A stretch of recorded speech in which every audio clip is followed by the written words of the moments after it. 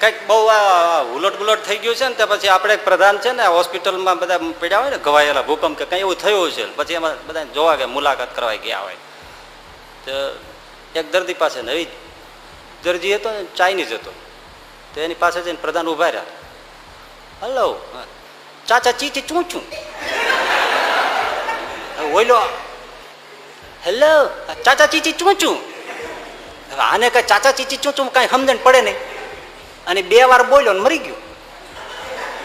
તો આને મિનિસ્ટરને એમ થઈ ગયું કે આને છેલ્લી ઈચ્છા વ્યક્ત કરી લાગે છે તો મારે પૂરી કરવી જોઈએ હું આ રાજ્યનો મંત્રી છું આ ચાચા ચીચી ચું ચું શું છે એમ એની ઈચ્છા આપણે પૂરી કરીએ